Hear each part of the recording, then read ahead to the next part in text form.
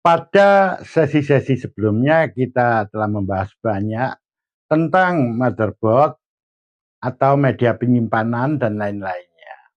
Kali ini kita beralih topik, kita bahas tentang prosesor. Prosesor yang kita bahas kali ini adalah prosesor yang khusus dirancang untuk PC, baik itu PC desktop, PC server, maupun PC laptop. Nah, ini adalah sebuah contoh prosesor untuk PC desktop. Untuk prosesor PC server mirip seperti ini. Sayang tadi saya cari-cari nggak ketemu ya, tapi yang jelas fisiknya mirip seperti ini. Nah, sedangkan yang ini adalah contoh prosesor untuk PC laptop, di mana orang awam biasanya atau masyarakat umum menyebut PC laptop itu dengan kalimat laptop saja atau dengan kata laptop saja. Nah, apabila besi penutup yang ada prosesor desktop ini atau prosesor server begitu, kalau saya buka besinya, jadi besinya ini namanya IHS ya, Integrated Heat Spreader yang disingkat IHS. Seandainya IHS ini saya lepas, maka di dalamnya mirip kayak begini. Nah, baiklah sekarang kita bahas apa sih prosesor itu. Ini sudah saya tuliskan di papan tulis bahwa kata prosesor itu berasal dari bahasa Inggris processor. Ini yang artinya pemroses. Maka sebenarnya prosesor itu memang fungsinya untuk memproses. Jadi untuk memproses apa yang diproses. Yaitu dia memproses instruksi dan informasi atau data yang masuk ke dalam komputer. Jadi lengkapnya gimana? Semacam ini ya. Tugas utama daripada prosesor itu adalah satu, melaksanakan instruksi. Instruksi dari mana? Instruksi dari operatornya yang mengoperasikan komputer itu. Dia akan memberikan instruksi apa ya, kayak kali, tambah, hapus, dan sebagainya. Yang memproses itu adalah prosesor ini. Nah, kemudian tadi disebutkan memproses informasi atau data. Maknanya di sini adalah mengolah informasi atau data. Data yang mana? Data yang masuk ke komputer, baik itu berasal dari alat input atau dari media penyimpanan seperti flash disk, hard disk, SSD ya, dan lain sebagainya. Pada dasarnya data-data yang masuk yang berasal dari alat input dan media penyimpanan nanti itu akan diolah di prosesor. Jadi kan dulu pernah kami jelaskan semacam ini. Data dari alat input atau dari media penyimpanan itu akan diambil komputer, kemudian disimpan di memori utama. Memori utama itu semacam ini, di mana orang umum menyebutnya RAM, ya. Kalau secara ilmiah namanya memori utama atau main memory, ya. Nah, data yang dari alat input atau media penyimpanan itu nanti diambil dan disimpan di memori utama. Setelah itu akan diproses di prosesor. Data yang dari memori utama tadi itu diolah di prosesor. Setelah diolah dikembalikan lagi ke memori utama. Data-data yang penting untuk ditampilkan atau yang akan ditampilkan ke monitor, nah itu nanti akan diolah di ini perangkat semacam ini. Di GPU dulu, baru ditampilkan ke monitor. Nah, seperti itu. Jadi di sini prosesor itu adalah mengolah seluruh data yang masuk tadi sebelum ditampilkan di monitor atau sebelum dicetak. Jadi harus diolah di situ. Nah, fungsi yang ketiga di sini adalah mengontrol seluruh, jadi keseluruhan jalannya sistem komputer. Jadi sistem komputer itu nanti dikendalikan oleh prosesor ini. Jadi terdapat 3 fungsi pokok daripada prosesor, yaitu memproses instruksi, Yang kedua, mengolah seluruh data yang masuk ke dalam komputer. Yang ketiga adalah mengontrol keseluruhan jalannya sistem komputer. Nah, prosesor yang digunakan untuk PC itu sering pula disebut dengan mikroprosesor. Nah, sudah saya tuliskan di papan tulis juga. Ini mikroprosesor. Kata mikroprosesor itu berasal dari bahasa Inggris yaitu microprocessor. Ya, kalau di Indonesia kan harusnya prosesor mikro. Tapi biasanya tetap ditulis kayak begini itu menjadi kata serapan. Jadi tetap dituliskan kayak begini. Ya. Jadi kalau kita Indonesiakan sih harusnya prosesor mikro. Dan biasanya mikroprosesor itu dituliskan dengan simbol MIUP. Kayak begini. Atau UP.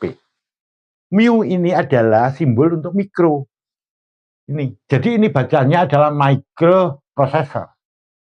Namun di Indonesia sering juga disebut dengan UP. Mungkin UP ini merupakan modifikasi ya, perubahan dari mu ya. Jadi kayak begitu. U ini adalah menyimbolkan mikronya, P-nya ada prosesornya. Kalau ini adalah mikronya, yang ini adalah prosesornya. Kayak gitu. Jadi penulisannya, simbol singkatnya biasa ditulis seperti itu. Pertanyaannya di sini, mengapa disebut mikroprosesor? Nah, untuk itu mari perhatikan di sini. Prosesor, yang disebut prosesor, jadi yang mengolah data, itu aslinya adalah chip yang ada di tengah ini.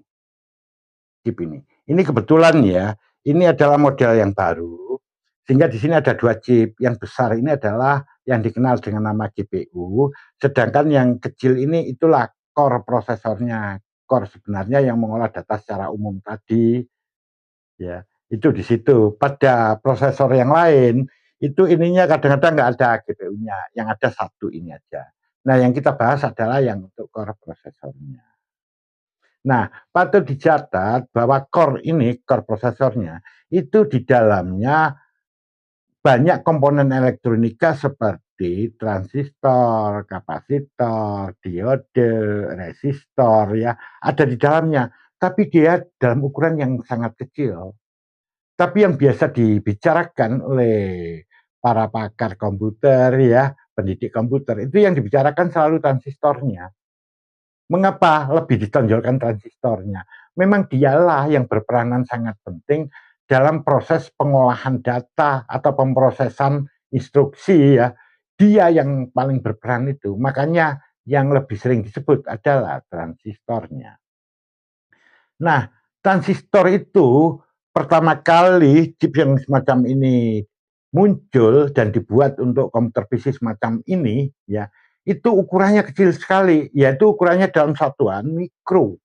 Jadi sebagai satu contoh, misalnya ukuran transistornya itu 180 mikrometer. Nah, ini simbol mikronya kayak gini, ya. Nah, itu kecil sekali mikrometer, jadi 1 mikrometer ini itu sama dengan 1/1 juta meter. Ini saya tuliskan. Jadi kecil sekali. Nggak bisa dilihat dengan mata biasa kayak begini. Jadi harus menggunakan alat tertentu untuk bisa melihatnya. Kalau dia 180 mikrometer, artinya 180 per 1 juta meter. Itu ukurannya. Karena core daripada prosesor ini, chipnya ini, dibuat dari rangkaian komponen-komponen yang ukurannya dalam satuan mikro, maka produk prosesornya ini disebut mikroprosesor atau prosesor mikro. Yang maknanya prosesor yang tersusun dari komponen-komponen elektronika yang ukurannya masuk dalam satuan mikro. Namun sekarang ukuran transistor itu tidak lagi mikro, malah lebih kecil, yaitu masuk dalam satuan nanometer. Ini. Nanometer. 1 nanometer itu sama dengan 1/1 miliar meter. Jadi lebih kecil lagi.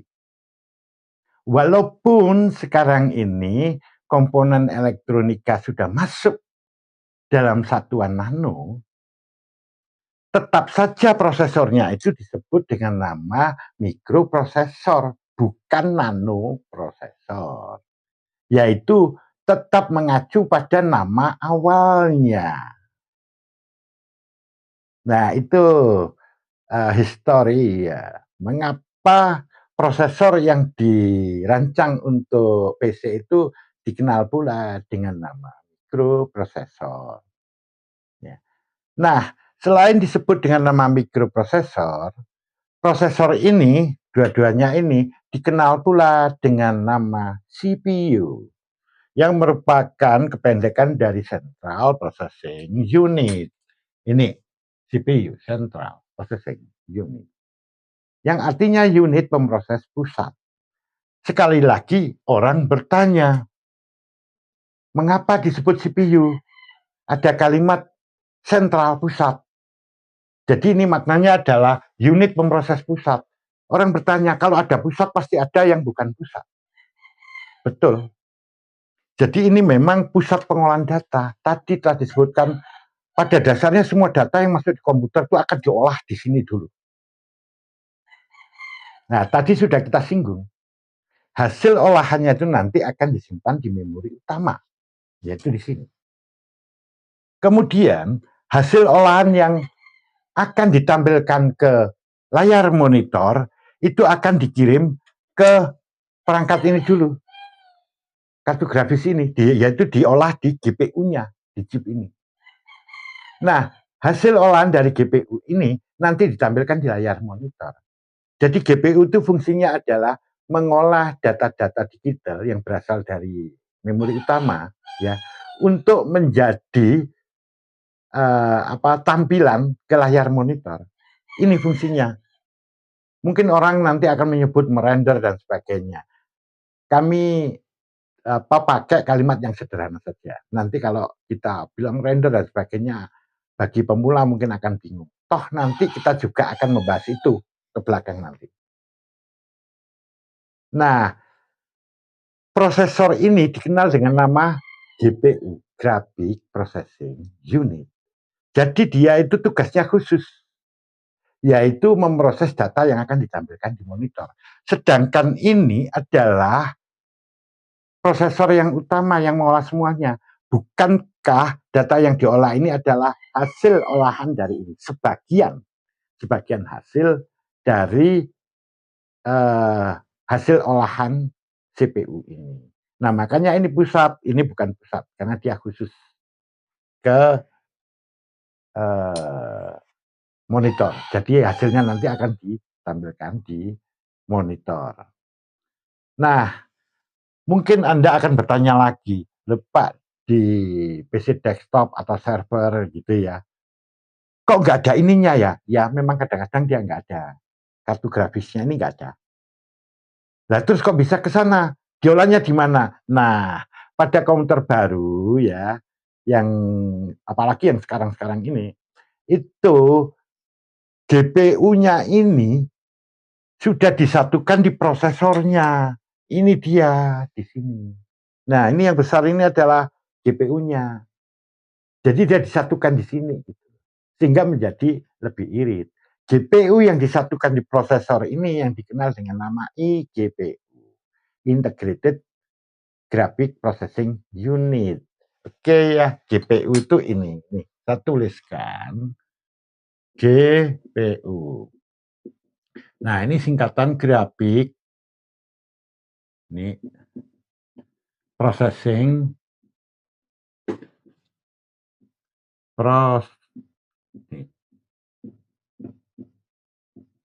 unit.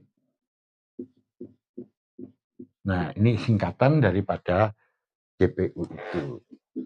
Nah, sekarang kami tambahkan begini. Baik buruknya kinerja komputer atau performa, mungkin masyarakat umum menyebutnya kecanggihan sebuah komputer, itu terutama terletak pada apanya? Pada prosesornya. Jadi prosesor itu merupakan komponen utama di dalam sebuah PC yang menentukan performa atau kinerja atau kecanggihan komputer itu sendiri. Jadi dialah penentu utamanya. Sedangkan seperti kartu grafis, motherboard, memori utama, itu adalah pendukungnya. Pendukung dari prosesor tadi. Jadi kalau prosesornya itu udah berkinerja tinggi, udah canggih gitu ya, udah bagus gitu, maka nanti dukungannya harus perangkat yang canggih juga gitu loh. Tapi penentunya adalah dia. Jadi kalau ada orang bilang bahwa kinerja atau kecanggihan sebuah komputer itu lebih apa utama pada kartu grafisnya atau pada memorinya, salah ya itu ya. Sebetulnya prosesornya itu yang pemegang peran utama. Baik itu PC yang digunakan untuk entry level, untuk gaming, untuk desain grafis dan sebagainya, tetap aja prosesornya penentu utama. Nah, ini sekilas bahasan bahasan awal tentang prosesor. Dan akan kita lanjutkan pada sesi berikutnya.